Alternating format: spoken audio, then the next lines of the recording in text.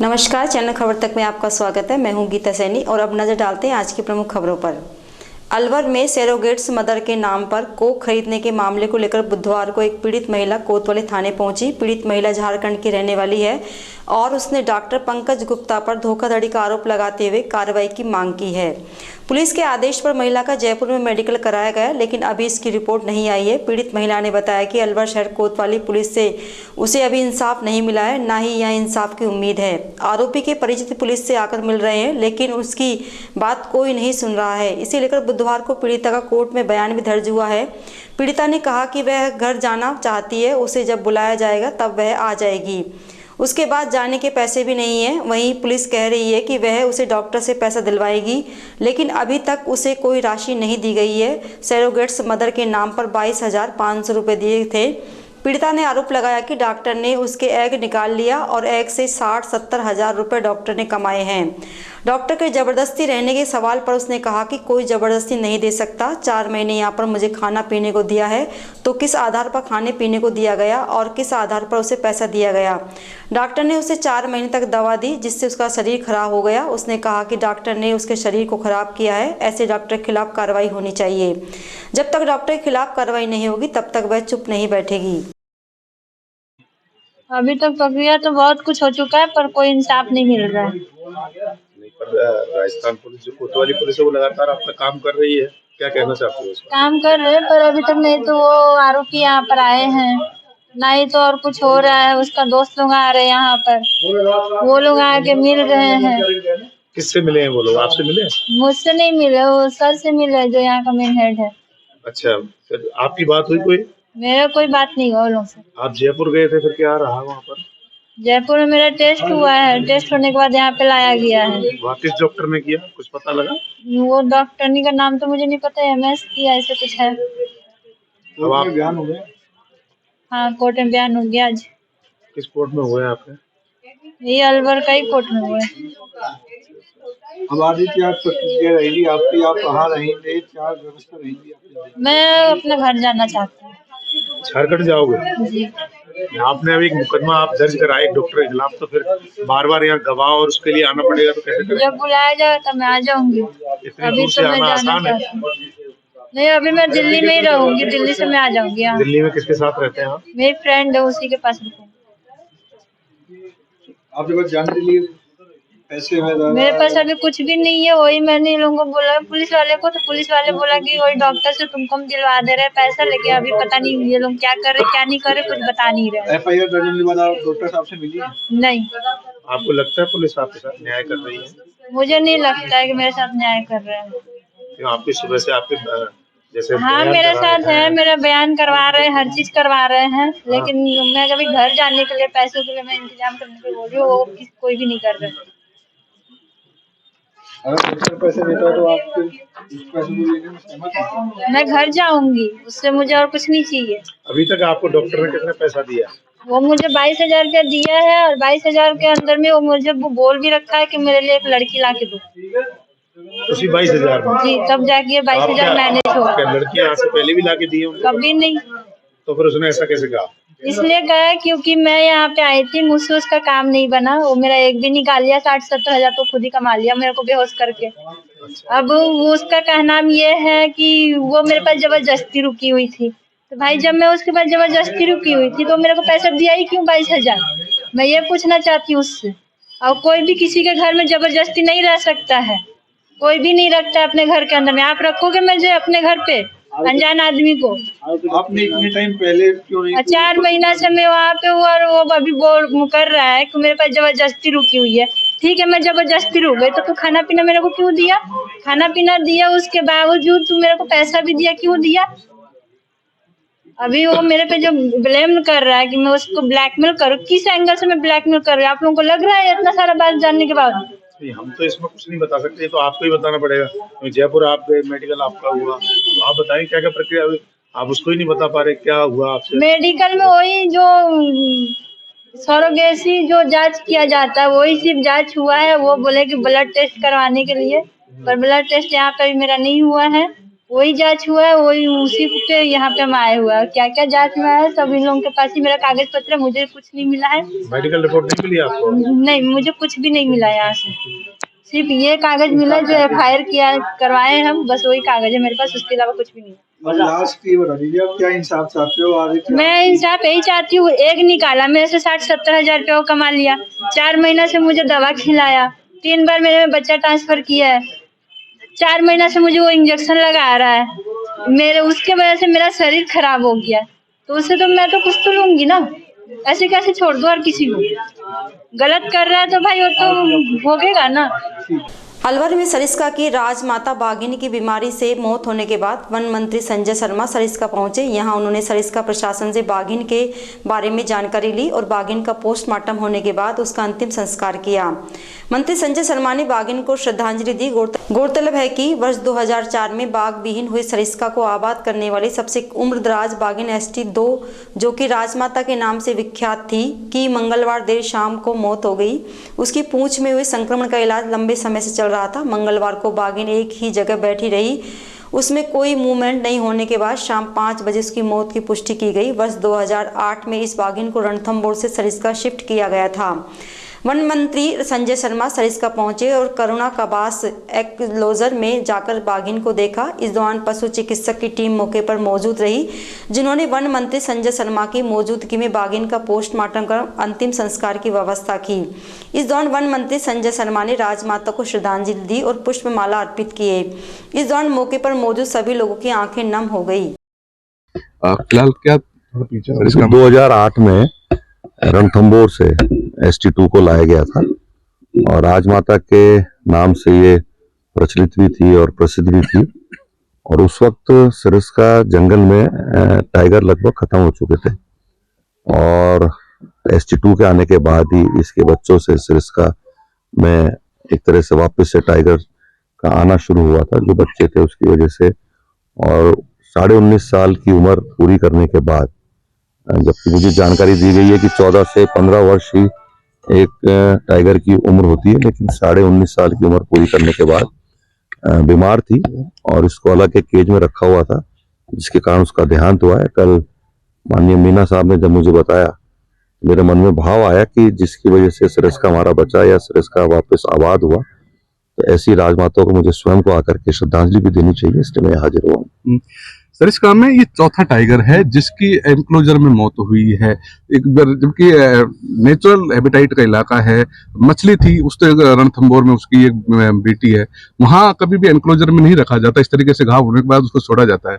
क्यों इसको यहाँ पिंजरों में लगातार रखा जाता है? देखिए 19.5 साल की उम्र है और बहुत बुजुर्ग थी और बीमार भी थी। अगर इसको एनक्लोजर में नहीं रखते तो संभवतः बाहर निकलते ही भूख के अभाव में या भोजन के अभाव में इसकी डेथ भी हो सकती थी। तो सुरक्षा दृष्टिकोण से और ससम्मान इसको वहां रखा हुआ था और हर सुविधा, चाहे डॉक्टर्स की आवश्यकता थी तो डॉक्टर्स और भोजन की आवश्यकता तो भोजन, इस नाते से इसको रखा हुआ था। और मेरा ये मानना है एनक्लोजर में रखने से अच्छा, और किसी बुजुर्ग की सेवा हम जब भी घर में भी करते हैं तो उसको अपने घर में रख करके उसको पूरी सेवा भाव से, उसकी भावपूर्ण तरीके से उसकी सेवा करते हैं। और अभी जब मैं वहाँ एनक्लोजर में गया तो एक वन रक्षक भावुक भी थे, जिन्होंने इस ST2 को जब ये रणथंभौर से लाई गई थी तब भी उन्होंने कहा कि मैं इसी एनक्लोजर में इसके साथ था। और आज जब डेथ हुई है तो वो खुद वहाँ खड़े थे और मैंने उनको शाबाशी भी दी कि जिस भावपूर्ण तरीके से उन्होंने सेवा करी है, निश्चित रूप से अच्छा काम उन्होंने किया। फ्रेंड्स, मैं आपको निवेदन करना चाहूँगा कि इसको जुलाई 2008 में यहाँ पर लाए थे रणथंभौर से। पहला ट्रांसलोकेशन था कंट्री के अंदर। उसके बाद में इसने सरिस्का को काफ़ी बढ़त दी है। आज की तारीख में जो 30 टाइगर्स में से लगभग 25 टाइगर जो जनरेशन है वो इसकी बहुत ही सही नेचर की टाइगर्स थी। साइटिंग बहुत कम देती थी और इसने भी करीब 3.5 साल बाद यहाँ पर कब्ज को जन्म देना शुरू किया था। अब चूँकि अंतिम समय ये 19.5 साल की हो चुकी थी और मेरे ख्याल हमारे देश में सबसे वृद्धावस्था वाली टाइग्रेस है। और चूँकि इसके घाव भी हो गया था, पैर में भी थोड़ी सी प्रॉब्लम थी, तो इसका ट्रीटमेंट चल रहा था वेटनरी ऑफिसर्स की टीम बना करके। और उसी ट्रीटमेंट के दरमियान जो है ये कल जो है इसने अंतिम सांस ली। अलवर में एक बुजुर्ग का अपहरण कर 5 लाख रुपए की फिरौती मांगने का मामला सामने आया है। इसे लेकर बुजुर्ग के परिजनों ने सदर थाने में मामला दर्ज कराया। बुजुर्ग गंगाराम के परिजनों ने बताया कि गंगाराम सुबह मजदूरी के लिए जेल चौराहे पहुंचे। फोन पर उन्होंने 2 व्यक्तियों के साथ महाराष्ट्र मजदूरी के लिए जाने की बात कही। इसके कुछ समय पश्चात गंगाराम का फोन आया, जिसमें उन्होंने दोनों व्यक्ति द्वारा उसका अपहरण करने और 5 लाख रुपए की फिरौती मांगने की बात कही। जब उक्त नंबर पर कॉल किया तो नंबर स्विच ऑफ मिले। जेल चौराहे सहित अन्य परिचितों से फोन पर पिता के संबंध में जानकारी चाहिए तो किसी तरह की कोई जानकारी नहीं मिली। इसके बाद उन्होंने अनहोनी का डर सताने लगा, जिस पर सदर थाने में घटना को लेकर शिकायत दर्ज कराई गई। थाना प्रभारी दिनेश मीणा ने बताया कि मामला दर्ज कर अनुसंधान किया जा रहा है। जी सर, मेरा पापा घर से काम पे आए थे तो वो बोल रहे थे कि भाई मैं काम पे जा रहा हूँ। फिर 2 बंदे थे, वो उनको ले गए काम के बहाने से। वो बोल रहे कि हम महाराष्ट्र जा रहे हैं काम करने के लिए। फिर पापा का फ़ोन कट गया। फिर दोबारा पापा के फ़ोन से फ़ोन आया था कि भाई ये 5 लाख रुपए मांग रहे, नहीं तो मेरे साथ कुछ भी कर सकते हैं। फिर उसके बाद में भाई घर वालों ने बोला था कि हाँ हम 5 लाख रुपए करेंगे व्यवस्था, पर जहाँ पे भी है वहीं पे ही उतर जा तू, हम आ रहे हैं। तो बोले कि हम नहीं उतार सकते इसको। भाई वो लेकर चले गए। फिर हमने स्टेशन पे गए, वहाँ पे ढूंढा, बस स्टैंड ढूंढा, जेल सर्किल पे भी ढूंढा था, नहीं कहीं भी पता लगा। रिश्तेदारी में भी ढूंढा था, नहीं पता लगा। कौन लोग हैं वो, कोई नाम पता? नाम पता सर कुछ भी नहीं बता रहे वो, और न मोबाइल नंबर बता रहे, कुछ भी नहीं बता रहे सर। आपके पिता का नाम क्या है? पिता का नाम गंगाराम सैनी। कहाँ के निवासी हो? निवासी तो हम स्किमचा सुरग रोड बागर का मोहल्ले के हैं, पर फिलहाल हम चिकानी रहते हैं रेंट पे। चिकानी से ही अपहरण हुआ उनका? जी सर, अलवर से हुआ, जेल सर्किल से। अलवर जेल सर्किल से? जी सर। निवासी रोड जो अभी ग्रीन पार्क में किराए पर रहते हैं, उन्होंने प्रकरण दर्ज कराया है कल रात को कि मेरे पिताजी कल सुबह 8 बजे मजदूरी के लिए जेल चौराहे पे गए थे। वहाँ 9 बजे उनका फोन आया कि मैं 2 व्यक्तियों के साथ महाराष्ट्र कमाने के लिए जा रहा हूँ। उसके बाद फिर 9:30 बजे किसी अन्य व्यक्ति ने उसी नंबर से फोन किया था, जो उनकी सिस्टर के पास गया था परिवादी के, कि 5 लाख रुपए दो, नहीं हम कुछ भी कर सकते हैं। इस प्रकार का प्रकरण दर्ज कराया गया है, जिस पर प्रकरण दर्ज कर तलाश जारी है, शीघ्र ही दस्तयाब किया जाए। अब तक सर कुछ सूचना नहीं मिली, कोई लोकेशन के आधार पर जांच पड़ताल की हो तो? हाँ, लोकेशन के आधार पर प्रयास किए हैं, लेकिन फोन सुबह 9:30 बजे से ही बंद है। अन्य जो भी सूचना है उसके हिसाब से प्रयास कर रहे हैं, जल्दी तलाश करने के लिए। अलवर डेयरी संघ द्वारा दूध माफिया भ्रष्टाचार एवं दूध की रेट बढ़ाने की मांग को लेकर डेयरी के बाहर प्रदर्शन किया गया। अलवर डेयरी संघ में काफी दिनों से भ्रष्टाचार हो रहा है, जिसकी डेयरी डायरेक्टरों द्वारा उच्च अधिकारी से शिकायत की गई थी, लेकिन चेयरमैन और अधिकारियों की मिलीभगत होने के कारण भ्रष्टाचार खत्म नहीं हो पा रहा है। अलवर संघ में दूध माफियों का बोलबाला लगातार चल रहा है, जिसके कारण किसानों को उनके दूध के उचित दाम नहीं मिल पा रहे हैं। इससे जिले के किसानों में अलवर डेयरी संघ के प्रति भारी रोष पनप रहा है। इसे लेकर बुधवार को पूरे जिले के सचिव किसान हितों को लेकर इकट्ठा हुए, जिन्होंने किसान हित को देखते हुए अलवर डेयरी संघ में दूध माफियों का भ्रष्टाचार समाप्त करने की मांग रखी। साथ ही दूध की रेट बढ़ाने, दूध माफियों का डेयरी संघ से गेट बंद करने सहित अनेक मांगे रखी। साथ ही गोपीराम, बने सिंह गुर्जर, धर्मेंद्र यादव, मुरारी गुप्ता, नवीन यादव का डेयरी गेट बंद किए और इनके टैंकरों और गाड़ियों को बंद करने की मांग की। प्रदर्शन कर रहे लोगों का कहना था कि सौरभ गौड़ को अपनी सीट से अन्य जगह लगाया जावे और दूध समितियों की SNF और फेट में कटौती नहीं की जावे तथा लैब से भ्रष्ट कर्मचारियों को हटावा जावे। प्रदर्शन के बाद सभी मांगों को लेकर मुख्यमंत्री के नाम डेयरी MD को ज्ञापन सौंपा गया। हम किसानों की समस्या को लेकर धरना प्रदर्शन किए हैं। किसानों को इनके दूध की पूरा सही भुगतान नहीं हो पा रहा है और यहाँ इस डेयरी के अंदर सबसे ज़्यादा भ्रष्टाचार हो रहा है। दूध माफियों का यहाँ दूध बन पा रहे हैं, पानी को यहाँ लिया जा रहा है, किसानों का दूध की रेट कम हो रही है। और हम अगर हमारी ये मांग दी है, आज ज्ञापन दिया है, इन्होंने अगर मांग नहीं मानी तो हम जब तक हमारी मांग नहीं मानेंगे हम धरना और प्रदर्शन करेंगे। और हम ये दूध माफियों का यहाँ गेट बंद करना चाहते हैं ताकि हम किसानों का शुद्ध दूध भेजने चाहते हैं। सर्च में मिलावटी दूध हम इस संघ में भेजना नहीं चाहते, क्योंकि ये 5-6 आदमी ऐसे हैं जो दूध माफिया दूध मिला के और यहाँ देते हैं, उनका पनपा चल रहा है। पहले से हम पूरे डायरेक्टर ने इनकी शिकायत RCDF से पूरे अधिकारियों से की थी, लेकिन हमारी उस टाइम में नहीं सुनी। उस टाइम में कांग्रेस सरकार थी, अधिकारियों ने हमारे नहीं की, हमारा काम नहीं हुआ, किसानों को दूध का सही भुगतान नहीं हो पाया। इसलिए हमने आज पूरे किसानों ने, अब सरकार बदल गई तो हमने भी ये कहा कि किसानों को उनका दूध का उचित मूल्य मिलना चाहिए और शुद्ध दूध किसानों का ही खरीदा जाए, ये दूध माफियों का दूध नहीं खरीदा जाए। एमडी तो आपने ज्ञापन दिया, क्या बोले? एमडी ज्ञापन दिया, एमडी साहब ने, हमने कहा ज्ञापन को पढ़ लो, खूब संतुष्ट लो, किस किस का आप काम कर सकते हो, जो हमको पता है, नहीं करे तो हमको बताओ, नहीं करेंगे तो हम डेयरी के गेट पर रहेंगे, धरना देंगे और किसानों के लिए हमेशा लड़ाई लड़ेंगे। कितनी प्रमुख मांगे हैं आपकी? हमारी कम से कम 8 मांगे हैं। हमारे यह 8 मांगे, दूध माफियों का दूध बंद किया जाए, डेयरी संघ में दूध की रेट बढ़ाई जाए और भ्रष्टाचार कर्मचारी जो सेवानिवृत्त हैं उनको डेयरी से बाहर निकाला जाए और रात को 8 बजे जो कर्मचारी लैब में जाते हैं, फैटों में हेराफेरी करते हैं, उनको डेयरी से बाहर के गेट दिखाया जाए। और जो गल्ले कर्मचारी ठेका श्रमिक ऐसे लगा रखे जो घर बैठे तनख्वाह यहाँ से ले रही है, उनको भी बिल्कुल यहाँ से ख़त्म किया जाए। हम शुद्ध किसानों की लड़ाई के लिए हैं, किसानों के लिए ही मुद्दा उठाएंगे। 22 जनवरी को अयोध्या में होने वाले श्री राम मंदिर मूर्ति की प्राण प्रतिष्ठा को लेकर जयपुर रोड स्थित अयोध्या धाम आश्रम द्वारा अलवर शहर में 7 दिवसीय भव्य एवं दिव्य कार्यक्रमों की श्रृंखला के साथ मनाया जाएगा। बुधवार को अयोध्या धाम आश्रम में आयोजित पत्रकार वार्ता में आश्रम के महंत गंगादास महाराज ने बताया कि श्री राम मंदिर की मूर्ति की प्राण प्रतिष्ठा के उपलक्ष्य में अयोध्या धाम द्वारा आनंद उत्सव के तहत अनेक कार्यक्रम आयोजित किए जा रहे हैं, जिसके तहत 15 जनवरी को गो पूजन और खिचड़ी उत्सव, 16 जनवरी को श्री सुंदरकांड पाठ उत्सव, राम नाम संकीर्तन प्रसाद वितरण, 17 जनवरी को पर्यावरण संरक्षण पौधारोपण एवं स्वच्छता अभियान, 18 जनवरी को श्री राम सखा सम्मान एवं कन्या पूजन, 19 जनवरी को सामूहिक रुद्राभिषेक उत्सव का कार्यक्रम होगा। इसके साथ ही 20 जनवरी को श्री राम रस व्याख्यान माला, 21 जनवरी को श्री रामचरितमानस का पाठ प्रारंभ होगा और संध्या आरती होगी। इसके साथ ही 22 जनवरी को रामचरितमानस पाठ का समापन एवं सामूहिक हवन होगा।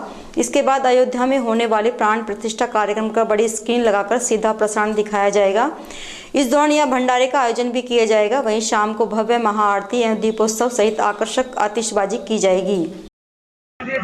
भगवान श्री रामलला जी की श्री अयोध्या धाम में प्राण प्रतिष्ठा नूतन विग्रह मंदिर में जो 22 जनवरी 2024 को प्रतिष्ठित होने जा रहे हैं, उन्हीं के उपलक्ष्य में यहाँ श्री अयोध्या धाम आश्रम जयपुर रोड स्थित अलवर में श्री आनंदोत्सव के रूप में हम सब लोग मनाने जा रहे हैं। इसी श्रृंखला में 15 जनवरी से लेकर के और 22 जनवरी तक विभिन्न कार्यक्रमों के द्वारा सुसज्जित होंगे और भक्तजनों को आनंद वितरित किए जाएंगे।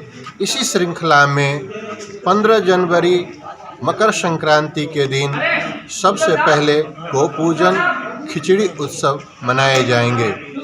16 जनवरी 2024 मंगलवार के दिन सुंदरकांड पाठ और हरिनाम संकीर्तन किए जाएंगे। 17 जनवरी पर्यावरण संरक्षण पौधरोपण स्वच्छता अभियान के रूप में और इसी संदर्भ में संगोष्ठी किए जाएंगे। 18 जनवरी 2024 गुरुवार को श्री राम सखा सम्मान कन्या पूजन विभिन्न सांस्कृतिक कार्यक्रमों के द्वारा मनाएंगे। 19 जनवरी सामूहिक रूप से रुद्राभिषेक का कार्यक्रम होगा और संध्या में भजन संध्या का कार्यक्रम होंगे। 20 जनवरी 2024 शनिवार के दिन श्री राम रस व्याख्यान माला संगोष्ठी आयोजित किए जाएंगे। 21 जनवरी श्री रामचरितमानस का अखंड पाठ संगीतमय होगा और संध्या में विभिन्न भजनों के द्वारा श्री ठाकुर जी को आनंदित किए जाएंगे और महाआरती का आयोजन होगा। 22 जनवरी को श्री रामचरितमानस के समापन के बाद सामूहिक रूप से हवन किए जाएंगे और श्री ठाकुर जी को अभिषेक किए जाएंगे, बधाई गान किए जाएंगे और इसके बाद अयोध्या के कार्यक्रम अयोध्या से सीधे लाइव प्रसारण LED के द्वारा हम सब लोग एक साथ मिल बैठ करके दर्शन करेंगे। इसके पश्चात भव्य भंडारा का आयोजन किए जा रहे हैं और संध्या में महाआरती और हजारों दीपों के साथ में दीप प्रकाश पर्व सुसज्जित किए जाएंगे और आकर्षक रूप से आतिशबाजी का कार्य युवरानी महेंद्र कुमारी एथलेटिक्स समिति द्वारा 6 और 7 फरवरी को युवरानी महेंद्र कुमारी की जयंती के अवसर पर राज ऋषि कॉलेज के खेल मैदान में एथलेटिक्स खेलकूद प्रतियोगिता का आयोजन किया जाएगा। इस प्रतियोगिता में 5 वर्ष से लेकर 110 वर्ष तक के खिलाड़ी भाग ले रहे हैं। समिति अध्यक्ष जीत कौर सागवान ने बताया कि युवरानी महेंद्र कुमारी की जयंती और पुण्यतिथि के अवसर पर समिति द्वारा एथलेटिक्स खेलकूद प्रतियोगिता का आयोजन किया जाता है। पुण्यतिथि के अवसर पर अब की बार देहरादून में यह प्रतियोगिता आयोजित की गई थी, जहां भारत की नहीं श्रीलंका से भी खिलाड़ियों ने इस प्रतियोगिता में हिस्सा लिया था। इस बार 6 और 7 फरवरी को यह प्रतियोगिता राजऋषि कॉलेज के खेल मैदान में आयोजित की जा रही है, जहां भारत के सभी राज्यों से खिलाड़ी आएंगे। वहीं श्रीलंका और बांग्लादेश के खिलाड़ी भी इस प्रतियोगिता में भाग ले रहे हैं। अब यह प्रतियोगिता राष्ट्रीय स्तरीय नहीं बल्कि अंतर्राष्ट्रीय स्तर की प्रतियोगिता बन चुकी है। बाहर से आने वाले सभी खिलाड़ियों का रहना और खाना समिति द्वारा किया जाता है। उन्होंने कहा कि इस प्रतियोगिता में भाग लेने के लिए समिति द्वारा दिए गए फॉर्म अप्लाई करना पड़ता है। वहीं जन्मतिथि से जुड़े दस्तावेज भी लिए जाते हैं। मैं जीत कौर सांगवान, जो हर बार जैसे हम गेम करवाते आए हैं, हमारे जो स्वर्गीय युवरानी महेंद्र कुमारी जी की जो है हम जयंती मनाएंगे। 6 और 7 तारीख को उनकी जयंती है। और खेल हमारे जो 5 साल के से ले 100 साल तक के हमारे यहाँ खेलने के लिए आते हैं। और जो बाहर से जो टीम आती है, हमारी समिति के द्वारा उनको रोकने की और खाने की व्यवस्था हमारी समिति करती है। अब जो है हमारे पूरे समिति के लोग अपना अपना काम उन्होंने संभाल रखा है। पूरी समिति जो है काम में लगी हुई है, व्यवस्थाओं में। क्यों खेल का जो है काम एक दिन का नहीं होता है, इसमें हमें 2-3 महीना पहले से तैयारी करते हैं, तब जाके ये खेल का आयोजन हो पाता है। कहाँ से आएंगे खिलाड़ी? खिलाड़ी हमारे पूरे भारत के खिलाड़ी यहाँ आते हैं। अभी देहरादून हमने करवाया था, जिसमें 21 प्रदेशों को खिलाड़ियों ने भाग लिया था। और अब के हमारे अलवर के लिए बहुत सौभाग्य की बात है, जो इस खेल में हमने एक छोटा सा खेल तैयार हमने कराया था। शुरू में हमने खेल ये तैयार कराया तो हमारे साथ 4-5 स्टेटों के आदमी हमारे साथ जुड़ के चले थे। आज जो है 6 तारीख को फरवरी में जो गेम होने वाले हैं, स्वर्गीय युवरानी महेंद्र कुमारी की जयंती पे हम जो करवा रहे हैं, तो हमारे पूर्व सांसद भी रही हैं। तो 2 देशों के हमारे और भी यहाँ टीम भाग ले रही है। बांग्लादेश की टीम यहाँ आ रही है और यहाँ जो है पूरे भारत से लोग आ रहे हैं। श्रीलंका की टीम यहाँ आ रही है, तो दूसरे देशों की भी हमारे यहाँ खेलने के लिए आ रहे हैं। तो बाबर साहब तो वैसे कह रहे थे देहरादून भी, अब ये तो नेशनल क्या इंटरनेशनल हो गया, तो उनके कहने के मुताबिक अब तो हमारे बिल्कुल ही ये इंटरनेशनल हो गया। 2 देशों की टीम हमारे इसमें भाग लेने जा रही है। तो अलवर के लोगों से भी मेरा कहना है, यहाँ हमारा बुजुर्ग भी इसमें हिस्सा ले सकता है, बच्चा भी हिस्सा ले सकता है। रजिस्ट्रेशन की क्या प्रक्रिया है? रजिस्ट्रेशन की प्रक्रिया ये है, जैसे हमारे एक फार्म है युवरानी एथलेटिक्स समिति से, वो फार्म भर के देना पड़ता है। और उस फार्म जो नहीं भरा जाता है तो उसको हम भाग लेने देते हैं। साथ साथ उसने अपनी एज का भी प्रूफ देना पड़ता है, अब उसकी कितनी एज है। हर एज हमारे 5 साल के कैटेगरी से है। जैसे 5 साल का बच्चा खेलेगा तो वो 5 से 10 तक एक ग्रुप रहेगा, 10 से 15 एक ग्रुप रहेगा, 15 से 20 एक ग्रुप है, 20 से 25 एक है, 25 से 30 एक है, 30 से 35 है। तो ऐसे ही 35 से 40 ऐसे ही मतलब 5-5 साल का हमारा ग्रुप रहेगा। और उसने अपना प्रूफ दिखाना पड़ेगा कि मेरी एज ये है। कि जैसे दूसरे खिलाड़ी का कोई इतराज़ होता है तो फिर उसको हम मेडल भी रोक लेते हैं। जब वो फर्जी खेलता है तो फिर उसको हम मेडल नहीं देते हैं। क्यों? एक दूसरे आदमी का मेडल मार के झूठ बोल के ऐसे कई खिलाड़ी करते हैं, तो वो हमारे इस तरीके की बातें यहाँ नहीं चलती है। हमारे जो खिलाड़ी आते हैं वो सारे ईमानदारी से खेलते हैं, कोई ऐसी बातें नहीं। थानागाजी पंचायत समिति सभागार में बुधवार को साधारण सभा का आयोजन किया गया। यह बैठक थानागाजी विधायक कांति मीणा और पंचायत समिति प्रधान जयप्रकाश प्रजापति की मौजूदगी में आयोजित की गई। बैठक में जल, स्वास्थ्य, बिजली सहित अनेक विकास कार्यों के मुद्दों को लेकर चर्चा की गई। इस मौके पर सभी विभागों के अधिकारी इस बैठक में मौजूद रहे। बैठक में ग्राम पंचायत के सरपंचों ने विद्युत विभाग के अधिकारियों से किसानों को फसल सिंचाई के लिए दिन में बिजली सप्लाई करने का आग्रह किया। इस मामले को लेकर विभाग के अधिकारियों द्वारा आनाकानी करने पर मामला तूल पकड़ गया। इस पर सरपंच संघ ने 10 दिन की चेतावनी देते हुए कहा कि यदि 10 दिन में व्यवस्था नहीं सुधरी तो 21 जनवरी को द्वारपुर तिराहे के पास स्थित बिजली विभाग के कार्यालय पर उनके द्वारा धरना प्रदर्शन किया जाएगा। आज साधारण सभा की मीटिंग पंचायत समिति थानागाजी में माननीय प्रधान जी की अध्यक्षता में आयोजित की गई थी, जिसमें विभिन्न मुद्दों पर चर्चा हुई और चर्चा होने पर जो मुद्दा था, इस समय सर्दी का सीजन चल रहा है और सर्दी का होने की वजह से काश्तकारों को रात को बिजली जो देते हैं उसमें काश्तकार बहुत ज़्यादा परेशान हो रहे हैं। उस बात को लेकर 132 जो GSS द्वारापुर है, वहाँ के जो AN साहब हैं, उन्होंने कोई संतोषपूर्ण जवाब हमको नहीं दे पाए। वो तो कहता है मैं क्या करूँ।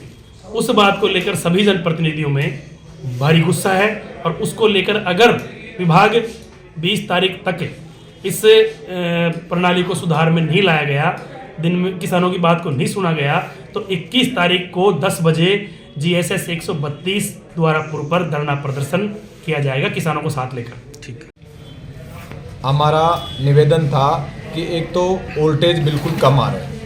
सबसे बड़ी समस्या ये है कि लाइट, मुख्यमंत्री जी ने घोषणा की है कि लाइट बिल्कुल दिन में आनी चाहिए और हर कहीं दिन में लाइट आ रही है।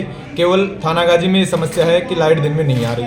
हमने साधारण सभा की मीटिंग में मुद्दा उठाया तो AN प्रतापगढ़ और AN थानागाजी ने बताया कि 132 kV से वोल्टेज वहाँ से कम आ रहे हैं और हम यहाँ से बार बार लेटर 132 kV के AN को भेज भी दिया। उनका अभी तक उसका कोई जवाब नहीं आया और वोल्टेज बिल्कुल वहाँ से डाउन आ रहे हैं, बार बार ट्रिप मारती है। फिर हमने कहा कि मैं सुबह उसके बाद में जवाब ये आया कि हमने स्पष्ट कह दिया कि 10 दिन में, अधिकारियों ने आनाकानी करने पर 10 दिन का हमने अल्टीमेट दिया है कि 10 दिन में या तो सुधार हो और दिन में लाइट आई, अन्यथा में मजबूरन 20 तारीख को द्वारापुर स्टैंड पे धरना प्रदर्शन, समस्त किसान बंधुओं को साथ लेकर धरना प्रदर्शन के लिए तैयार है। कटुम्बर पंचायत समिति सभागार में बुधवार को साधारण सभा की बैठक का आयोजन किया। इस बैठक के विधायक रमेश खींची मुख्य अतिथि रहे, जबकि अध्यक्षता प्रधान संगम चौधरी ने की।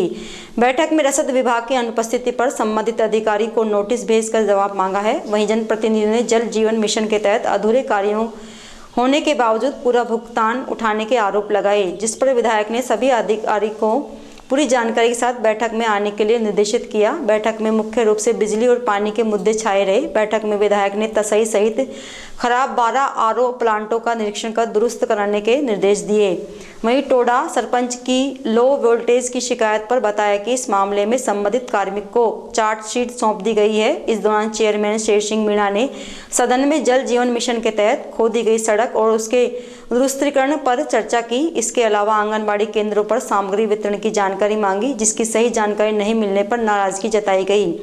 बैठक में टिटपुरी सरपंच हरवीर और मथुरा हेड़ा सरपंच प्रतिनिधि ने आंगनबाड़ी केंद्र खोलने की मांग की। बैठक में पंचायत समिति, बजट विभाजन, बिजली, मनरेगा, सड़क, समाज कल्याण विभाग, स्वास्थ्य एवं अन्य विषयों पर चर्चा की गई। बैठक के दौरान SDM सुनील जिंगोनिया, विकास अधिकारी शशिवाला, तहसीलदार RK यादव, AEN शिवराम मीणा, सरपंच कल्लूराम चौधरी, मुकेश सिंह चौहान, मोहनलाल गुड्डू, विशंबर सिंह, प्रतिनिधि समय सिंह चौधरी, विशंबर चौधरी सहित अनेक लोग मौजूद रहे।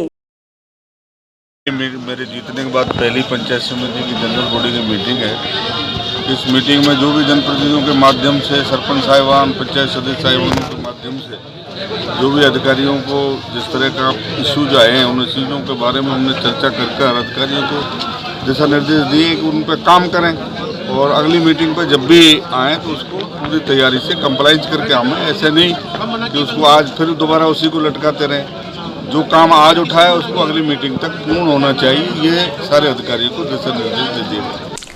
खैरतल निवासी लक्ष्मीनारायण गुप्ता के पुत्र अमित गुप्ता को भारतीय वायुसेना में विंग कमांडर का पद मिला है। यह खैरतल जिले वासियों के लिए गर्व की बात है। इस खुशी के अवसर पर कैथल वीडियो द्वारा मिठाइयाँ बांटी गई, साथ ही एक दूसरे को बधाई देकर अपनी खुशी का इजहार किया।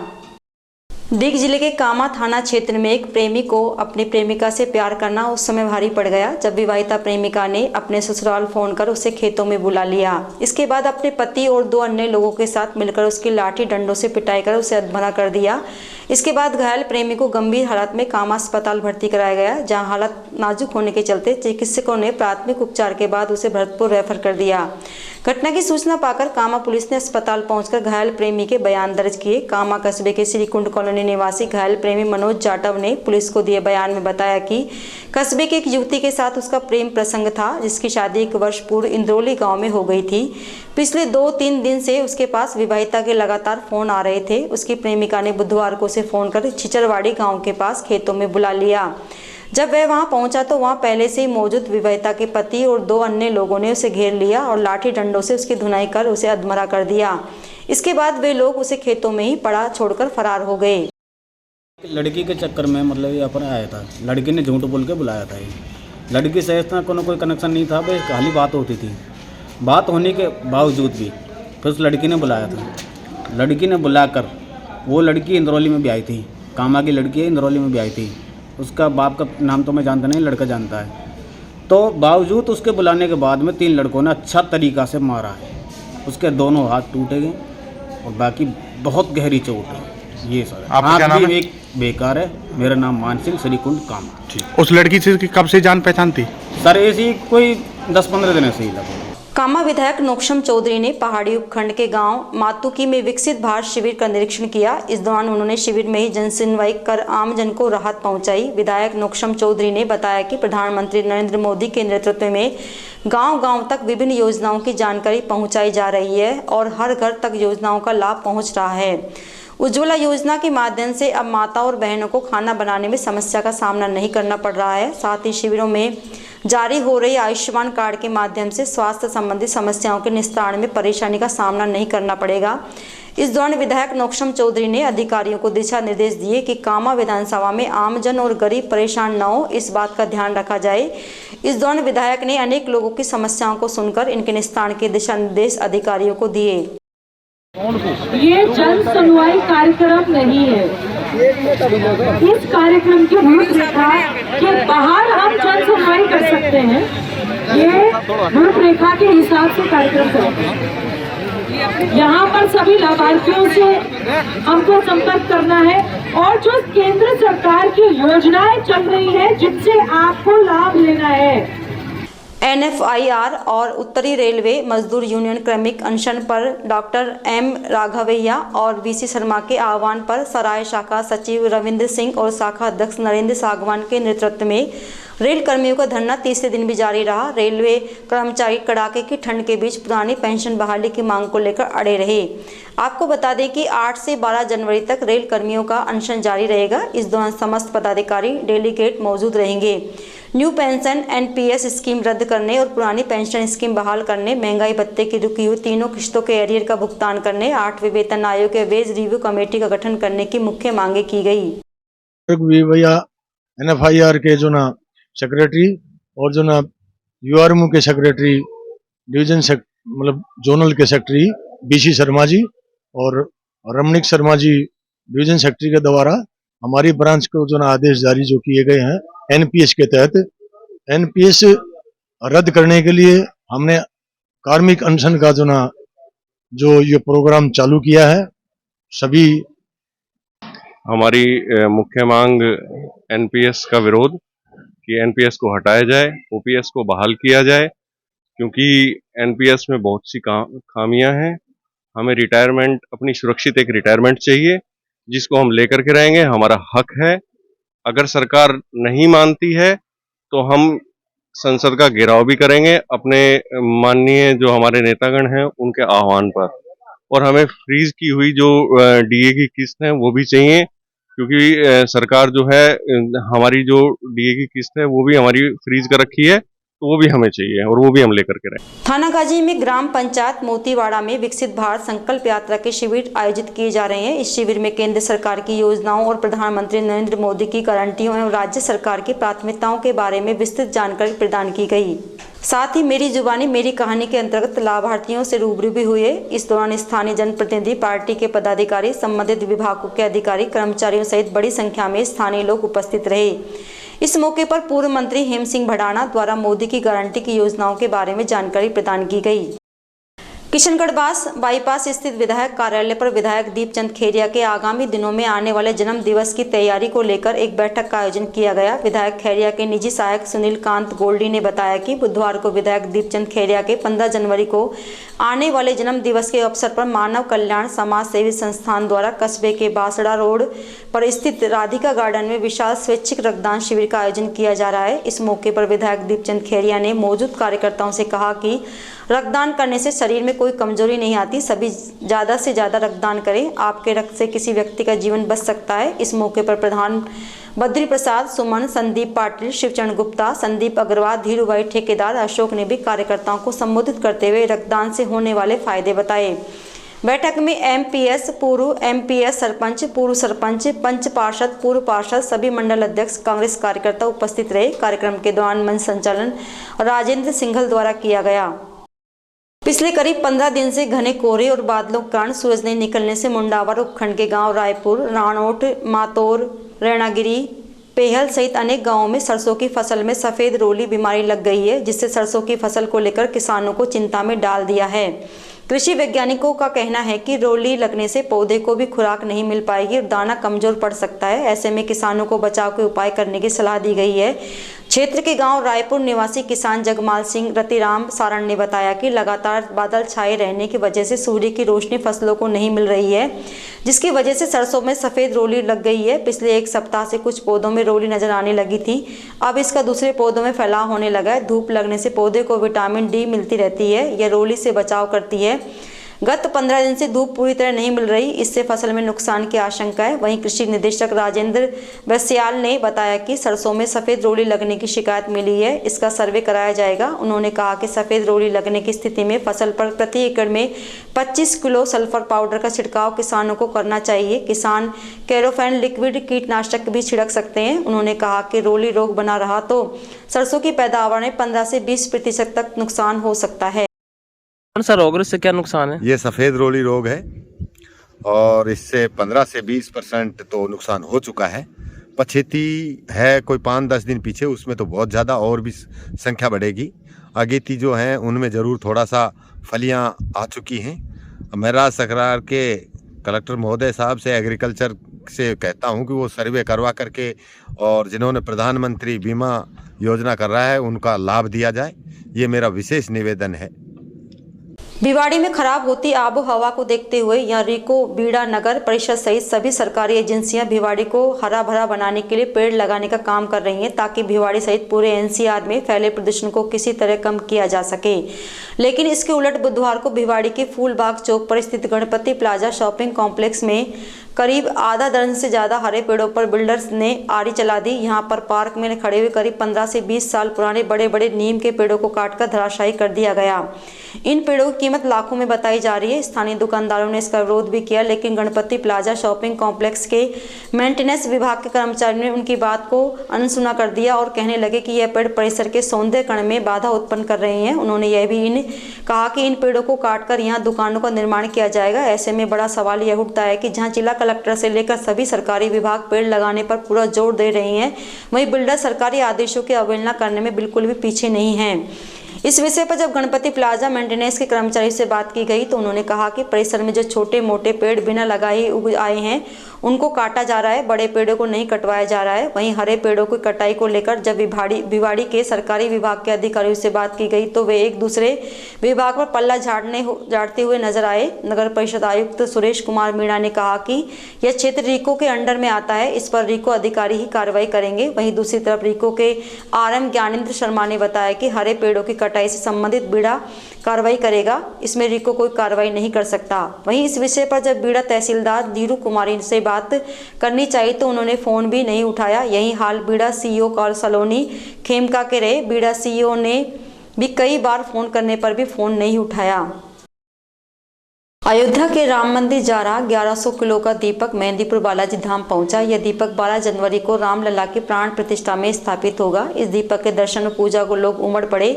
इस दीपक का मुख्य बाजार में जगह जगह स्वागत किया गया। पंच धातु से निर्मित इस दीपक में 15 किलो की बाती जलेगी।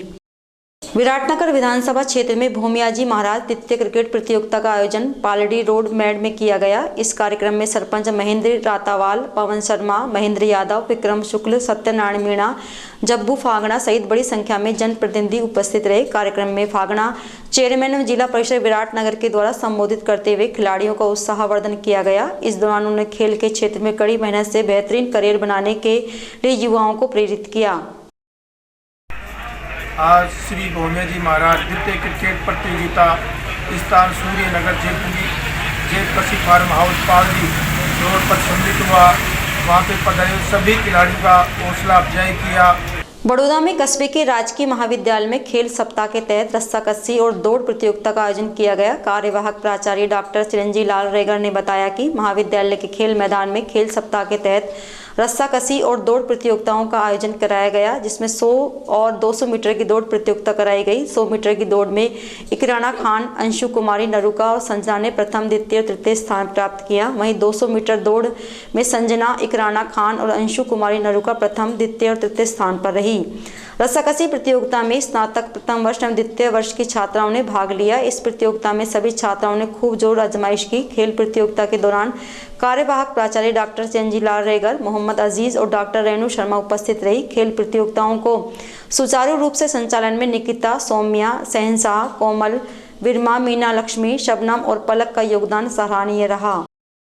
अलवर शहर में परशुराम सर्किल का 8वां स्थापना दिवस हनुमान चालीसा एवं भगवान की आरती के साथ मनाया गया। सर्किल संयोजक एवं जिला महामंत्री ओम प्रकाश शर्मा ने बताया कि परशुराम सर्किल पर प्रसाद भंडारी का आयोजन किया गया।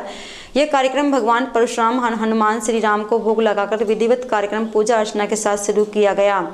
इस दौरान 5000 से अधिक लोगों ने प्रसादी ग्रहण की।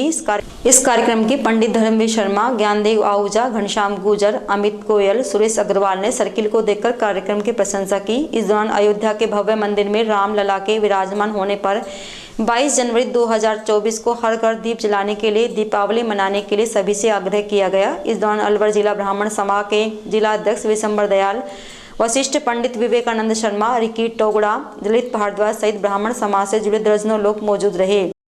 श्री परशुराम सर्किल अलवर के 8वें स्थापना दिवस के अवसर पर आज भगवान परशुराम जी की पूजा अर्चना और साथ में हनुमान जी की पूजा अर्चना या हनुमान चालीसा का पाठ किया गया श्री परशुराम सर्किल अलवर पर ही।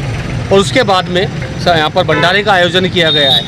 पूरे समाज में खुशी की लहर है और यहीं पर सनातन धर्म और अयोध्या चलो भगवान श्री राम जी के जन्म उत्सव जो रामलीला है जो पधार रहे 22 जनवरी को दीपावली उत्सव है, उसके बारे में भी यहाँ पर भजन कीर्तन किए गए। मैं सनातन धर्म और सभी से अपील करता हूँ कि 22 जनवरी को सभी अपने घरों में दीपक जलाएं और दीपोत्सव करके दीपावली मनाएं। हमारे भगवान हमारे यहाँ पर विराजमान हो रहे हैं, खुशी का त्यौहार है, सभी जोश के साथ मनाएं। खैरतल में पानी की समस्या को लेकर वार्ड नंबर 5 की महिलाओं ने जिला कलेक्टर हनुमान मलढाका को ज्ञापन सौंपा। इन महिलाओं ने ज्ञापन के माध्यम से पेयजल व्यवस्था सही करने की मांग की है। महिलाओं ने जिला कलेक्टर को बताया कि पिछले 6 महीने से उनके वार्ड में कर्मचारियों की लापरवाही से पानी की समस्या उत्पन्न हुई है। इस दौरान जिला कलेक्टर ने मौके पर ही जलदाय विभाग के सहायक अभियंता को व्यवस्था सही करने के निर्देश दिए। ज्ञापन देने के दौरान गोमती, उम्मीद, लज्जावती, सीमा, सुमन, रजनी, अनीता, सुनीता, लक्ष्मी, अंगूरी, ममता, शीला सहित सैकड़ों महिलाएं उपस्थित रही। पंचायत समिति लक्ष्मणगढ़ की साधारण सभा की बैठक बुधवार को कस्बे के पंचायत समिति सभागार में प्रधान रवीना जाकिर हुसैन की अध्यक्षता में आयोजित की गई। इस बैठक के मुख्य अतिथि कठुमर विधायक रमेश खींची और क्षेत्रीय विधायक मांगेलाल मीणा रहे। विकास अधिकारी राजेश कुमार जाटव ने बताया कि बैठक के प्रारंभ में दोनों विधायकों का सरपंचों सहित अन्य प्रतिनिधियों ने साफा बांधकर और माल्यार्पण कर स्वागत किया। बैठक में सरपंच साहबदीन ने जल जीवन मिशन में कार्य शुरू नहीं होने की शिकायत की। एमपीएस विशाल बसवाल ने अघोषित सिंगल फेज सप्लाई की कटौती के चलते लोगों को हो रही समस्या के बारे में अवगत करवाया। वहीं सरपंच अशोक बना ने जावली में जल जीवन संचालन को लेकर शिकायत की। खुडियाना एमपीएस ने 8 महीने पहले स्वीकृत ट्यूबवेल और सड़क निर्माण कार्य शुरू नहीं होने की शिकायत की। वहीं सरपंच ओम प्रकाश चौधरी ने मोलिया स्कूल में पानी की समस्या और फूके हुए ट्रांसफरों को समय पर नहीं बदलने की शिकायत की। बैठक में पशु चिकित्सालयों में रिक्त पद भवनों के निर्माण कार्य शुरू नहीं होने को लेकर सरपंच अशोक बना, गोपेश भारद्वाज, बड़का सरपंच विश्राम मीणा से अवगत कराया गया। बैठक के दौरान अनेक मुद्दों को लेकर चर्चा की गई। इस दौरान विधायक रमेश खींची और विधायक मांगेलाल मीणा ने मोलिया स्कूल के बाहर होने वाली दुर्घटनाओं को रोकने के संकेत साइन बोर्ड और स्पीड ब्रेकर लगवाने के निर्देश दिए।